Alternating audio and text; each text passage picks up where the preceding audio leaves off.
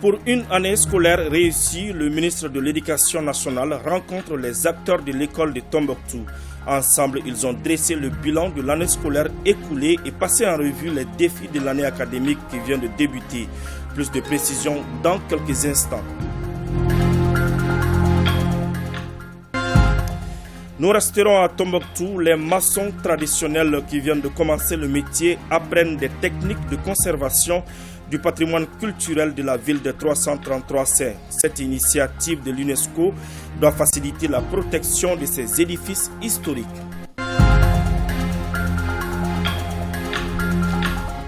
Mesdames, Messieurs, bonjour et bienvenue dans ce 13h.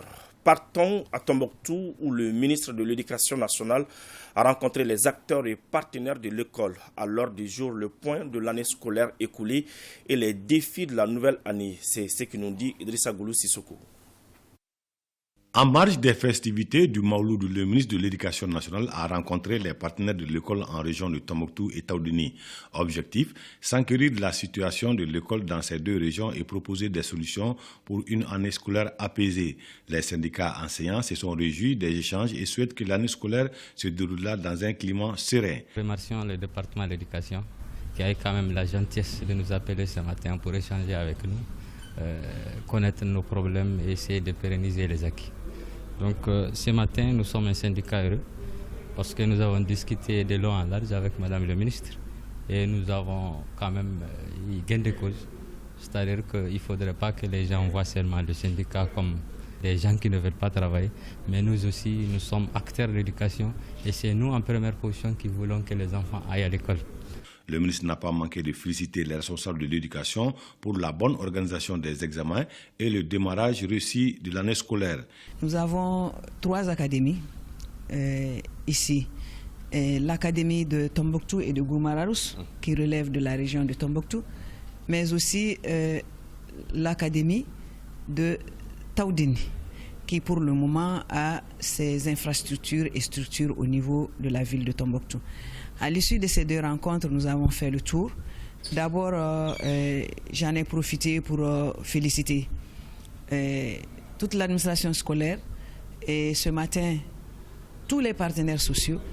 Et j'ai été agréablement surprise que les 2 partenaires aient des rapports de collaboration ici qui vont permettre à la région de découler. Aussi, le ministre a rencontré les membres de l'association des ressortissants du cercle de Tombouctou autour des questions de développement.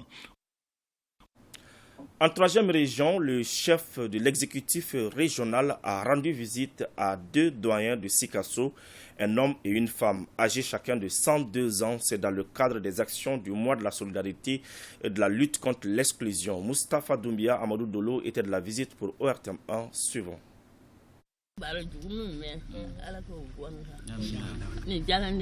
Des bénédictions de paix et de stabilité pour le Mali, formulées par les 2 personnes les plus âgées de Sikasso dans le cadre du mois de la solidarité et de la lutte contre l'exclusion. 2 personnes âgées qui ont en commun l'âge 102 ans. La première personne est un homme, Dontigui Traoré à Wayerma 1. La deuxième est une femme, Aminata Koulibaly à Wayerma 2. Pour les chefs de l'exécutif régional, la solidarité est l'une de nos valeurs ancestrales. C'est la 27e édition du mois de la solidarité et de la lutte contre l'exclusion. La solidarité, l'entraide ne date pas d'aujourd'hui en République du Mali. Au point où les hautes autorités de ces pays sont allées jusqu'à instituer ce mois d'octobre comme le mois de la solidarité et de la lutte contre l'exclusion. Sinon, depuis des temps immémoriaux, dans nos villages et campagnes, c'est un comportement, c'est une attitude qui existait.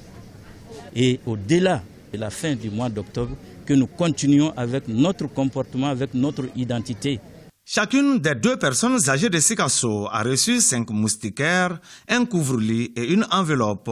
Selon le gouverneur, la visite à ces personnes âgées est un exemple pour la jeune génération qui assiste à l'activité.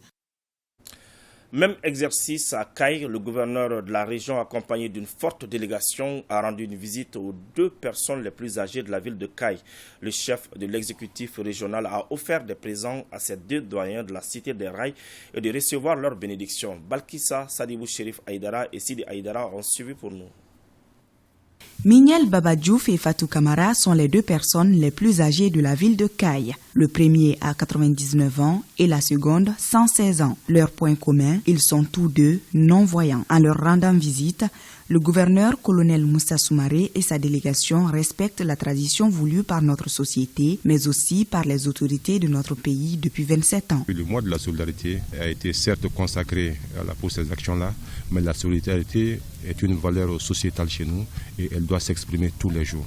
Donc j'appelle les uns et les autres à faire preuve de solidarité envers non seulement les personnes âgées, mais aussi envers les personnes diminuées qui ont besoin des gestes de notre part. Tous ceux qui peuvent faire quelque chose pour les voisins et pour les personnes diminuées, que nous fassions preuve de solidarité envers ces gens-là aussi. Pour le département en charge de la solidarité, cette valeur sociétale est un grand moyen pour parvenir à la paix tant souhaitée, d'où le thème « La solidarité, facteur de consolidation de la paix » et de la refondation de notre nation. Ce thème n'a pas été choisi au hasard parce que compte tenu de la situation dans laquelle nous vivons aujourd'hui, notre pays est confronté à d'énormes difficultés que je ne finirai pas d'en citer. Donc ça a été mûrement réfléchi par les plus hautes autorités de ce pays aujourd'hui pour en retenir donc ce thème parmi tant d'autres qui ont été proposés et soumis au niveau du cabinet du 10 ministères. Papi Diouf et Mami Fatou Kamara ont reçu chacun des mains du gouverneur un kit composé de vivres, d'équipements de prière, d'une canne blanche, d'une enveloppe symbolique, entre autres. Ils ont à leur tour formulé des vœux pour un retour de la paix et de la stabilité dans notre pays.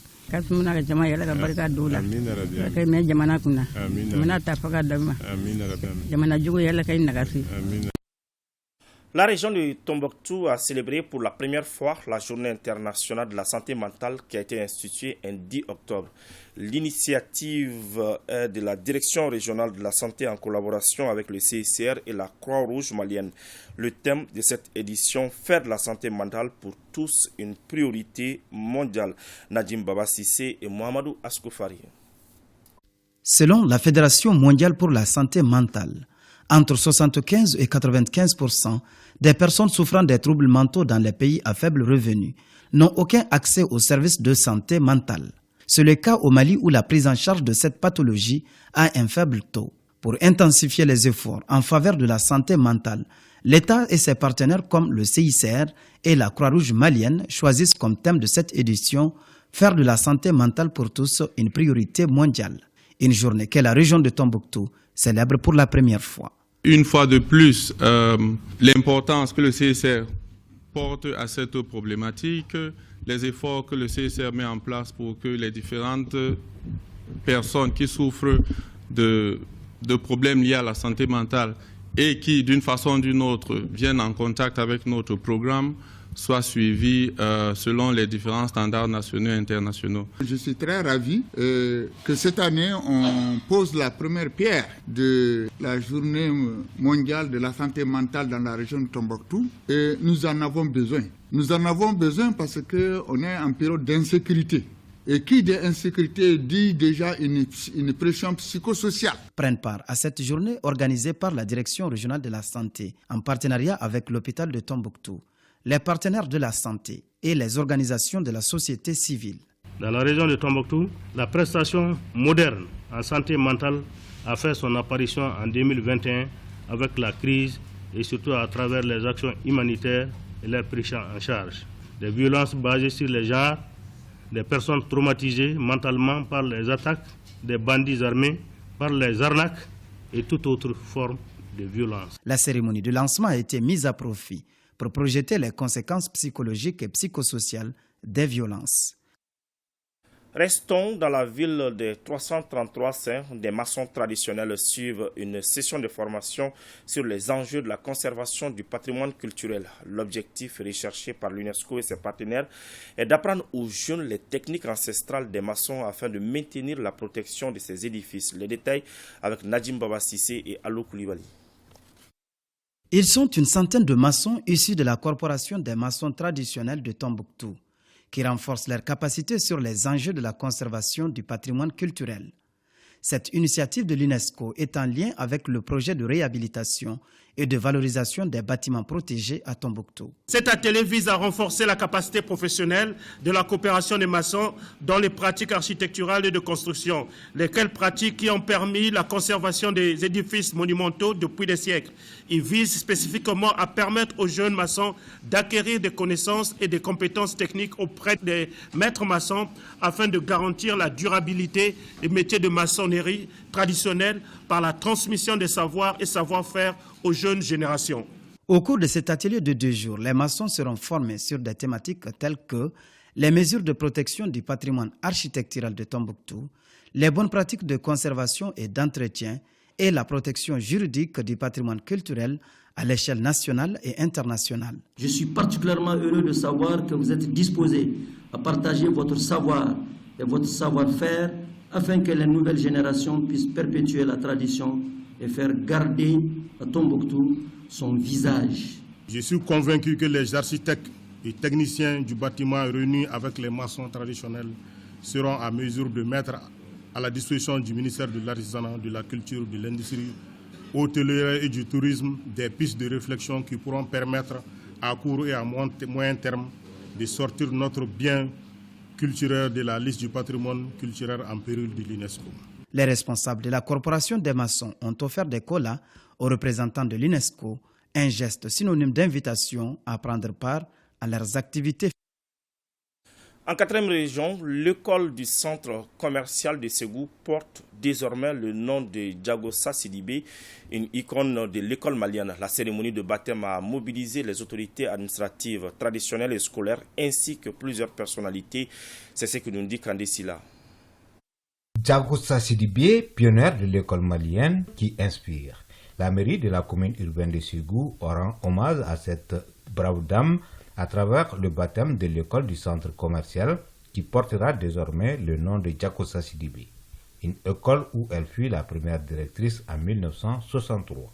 Il était de notre devoir en tant que conseil communal de créer l'émulation, de rendre honneur, d'immortaliser, surtout qu'en ce temps où on parle de Malikoura, il faut bâtir dans la dignité, dans la reconnaissance des plus méritants.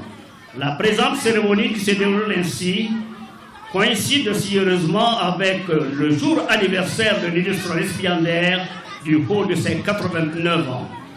En bon croyant, nous rendons grâce au miséricordieux.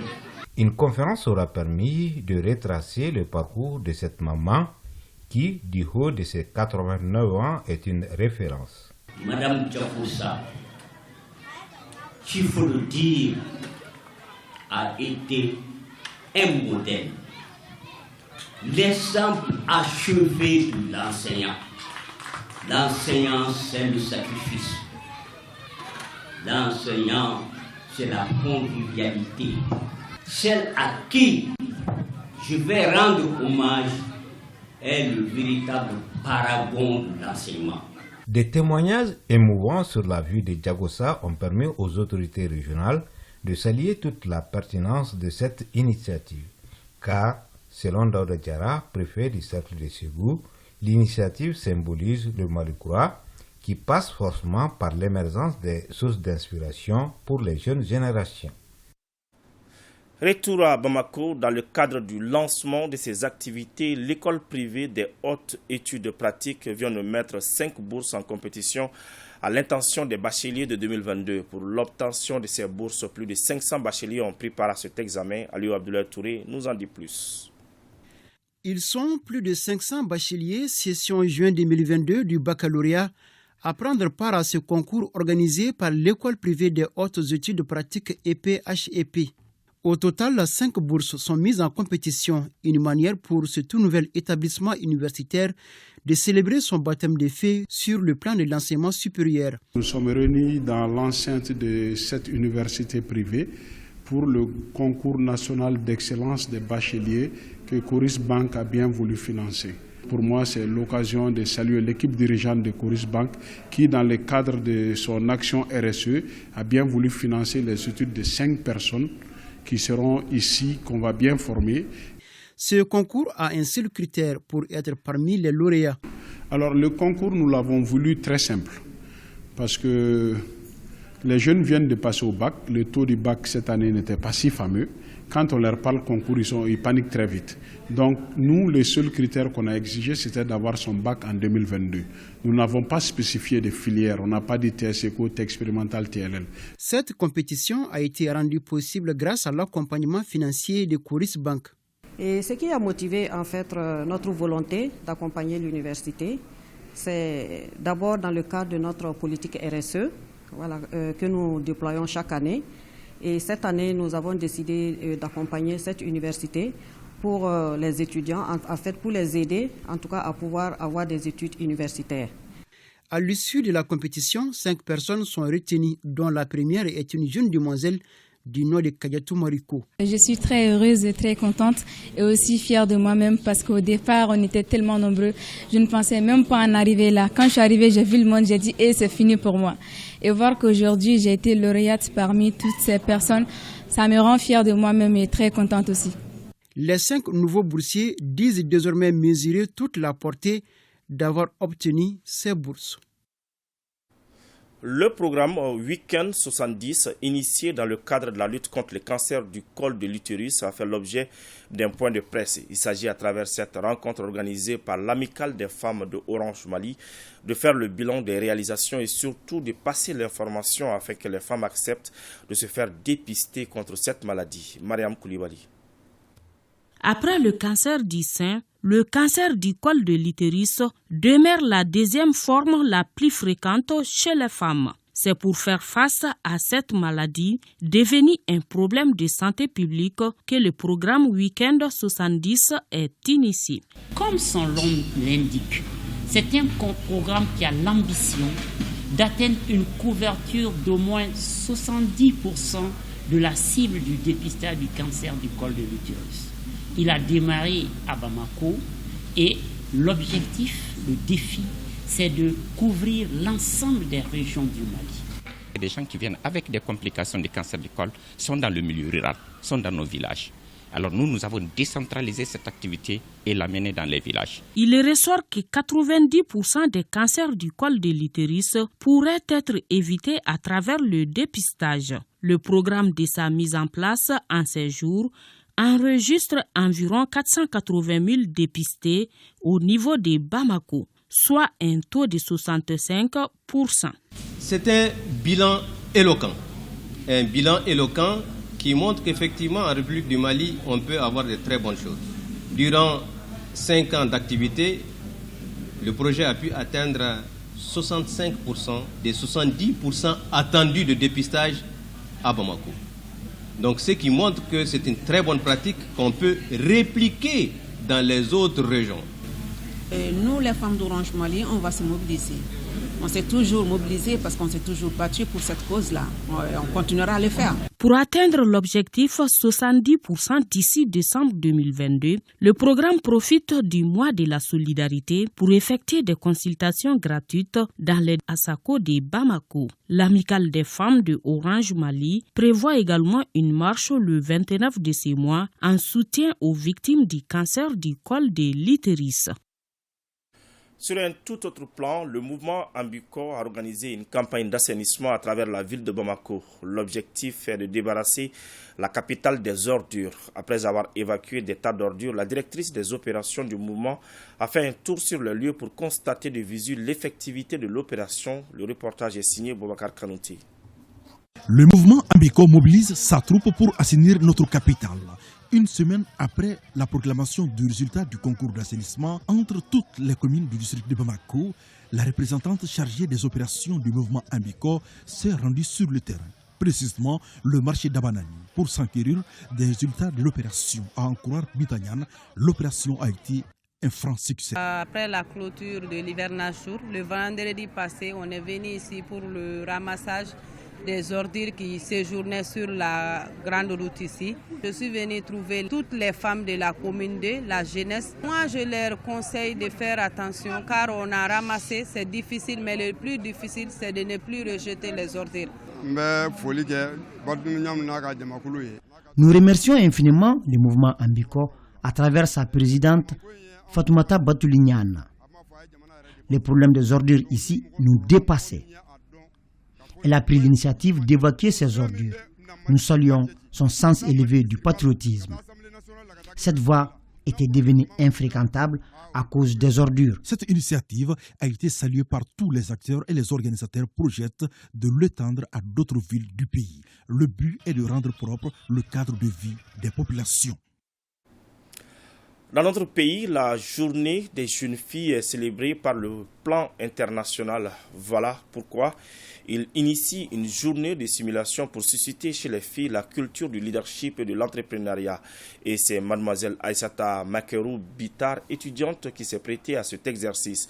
Elle a joué le rôle de l'ambassadrice du Royaume de Suède au Mali. Boubacar Kanouté a assisté à l'exercice suivant son reportage.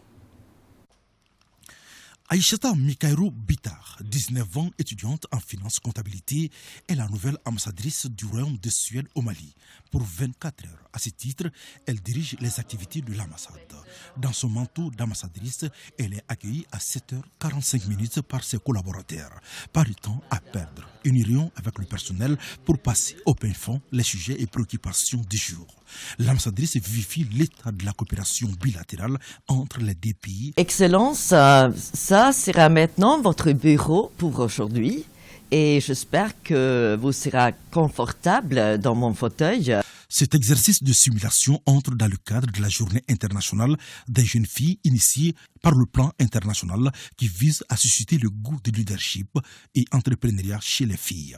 Alors la coopération entre le Mali et la Suède étant vraiment une coopération excessivement présente, alors je m'attellerai à ajouter ma pierre à l'édifice afin que la coopération entre le Mali et la Suède, qui s'étend sur le domaine de la politique, les droits humanitaires, la sécurité, les droits de l'homme, la migration ainsi que les questions de santé et protection civile.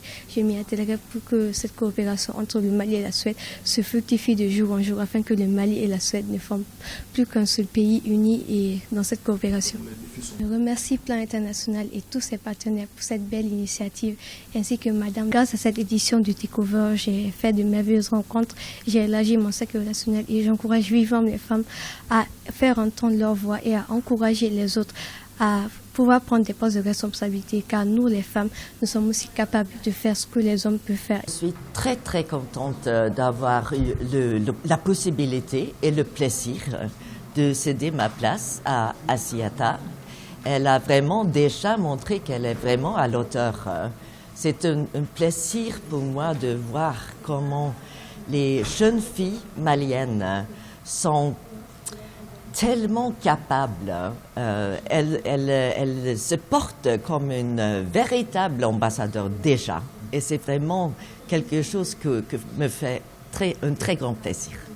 Un déjeuner élargi au personnel de l'ambassade et une brève explication des domaines de la coopération suédoise au Mali, particulièrement basée sur la promotion du genre, environnement et changement climatique, ont été aussi les temps forts de cet exercice. Voilà, c'est tout pour ce journal. Merci de l'avoir suivi. Bonne suite de programme sur ORTM 1.